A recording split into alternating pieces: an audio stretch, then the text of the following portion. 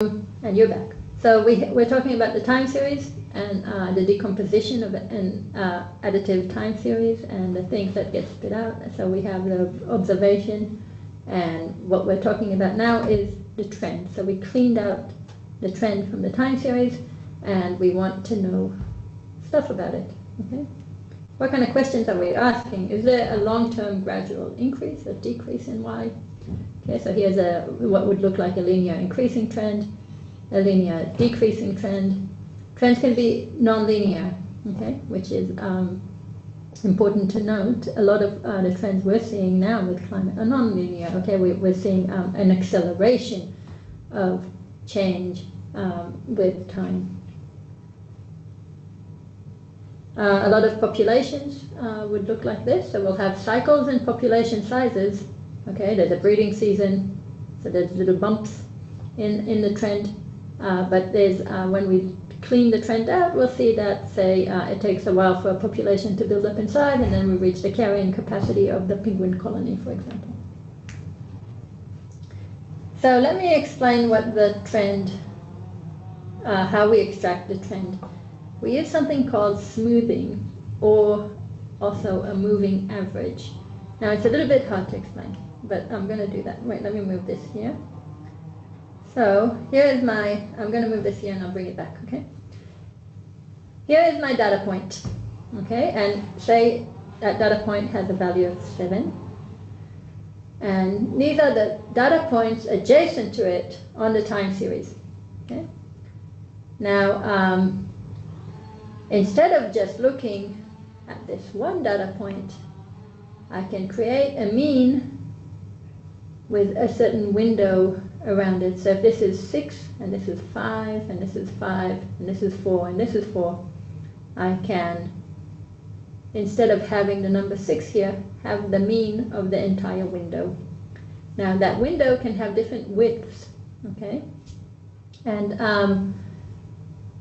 I can take this width, how many data points to average, and change it to the point where I'm starting to lose that variation in the data, okay? Now, so what I'm doing is averaging values in this window. So a simple moving average, okay, is this one down here. Okay, look at this down here. Sorry, there's too much stuff on the slide. Here is the value, okay, of t now is, say I'm only looking at a window of 3, okay, so I'm taking the value from here, from here, from here, averaging it, okay, so dividing by 3, and that's my new value, okay. So what happened is that if this one is higher than this one and this one's higher again, I'm getting some sort of mean value, okay. So that's the simple moving average. Sometimes the moving average isn't simple. And there is what we call the kernel function, which is, what am I averaging here? So I can either do something like this one, where I'm saying, okay, I'm going to average all of these and give them all the same weighting. So this point just becomes a simple average of all of these points.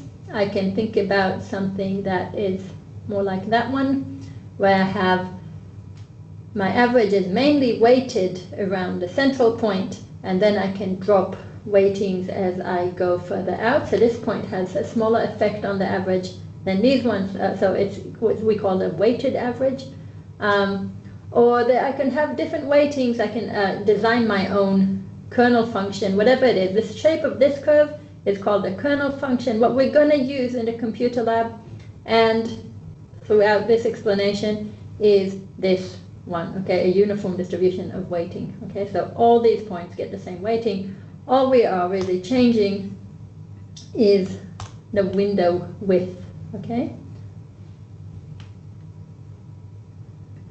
The window width is also called order, and if I take my time series that is really messy here, I can model, I can fit a moving average to it, okay.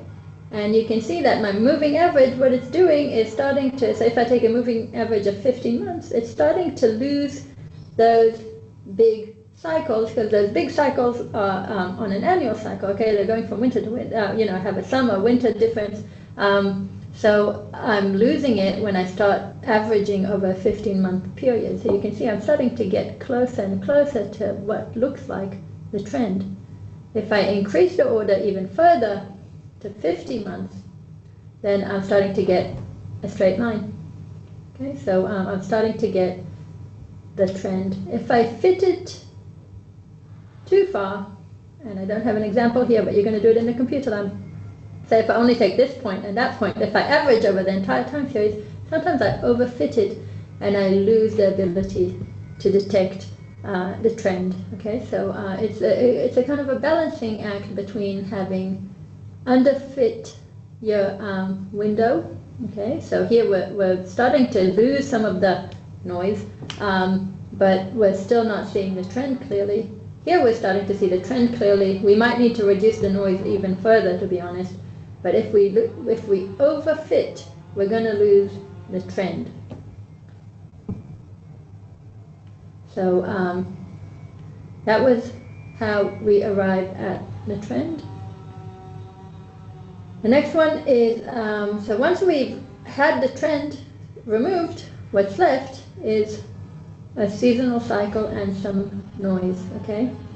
In this case, there's one underlying cyclical component, but there can be more than one, okay? And that's actually where it gets difficult. And we call these two, the trend and the seasonal, because we can define them mathematically. We call these the stable elements of the time series. What's left behind is this noise that is not stable. So we can't use it to predict anything. Because, I mean, like if this is going to be some sort of volcano, I don't know where the next one is erupting. They tell me there's a volcano under Melbourne that can erupt any day, right? I mean, like, well, it was nice knowing you, hey? So we tried to extend our record to find, I mean, like, so this irregular stuff is important. Because what we want to do is sometimes these irregular events are not irregular. They're just happening at seasonalities that we don't have a long enough record to detect. And that's what we're seeing with El Nino. We know El Nino is coming. Our record is just getting to the point where we can start predicting some cycles in it. Till now, it's been kind of hard to do that because we didn't have a long enough record to see things that are repeating at much lower frequencies than annual. So, for example, this El Nino, it looks like an irregular event, but actually when we look at the time series over time, if we have enough time, we're going to try to find, to move that out into the stable part of the time series. So brace yourself for the next step, okay?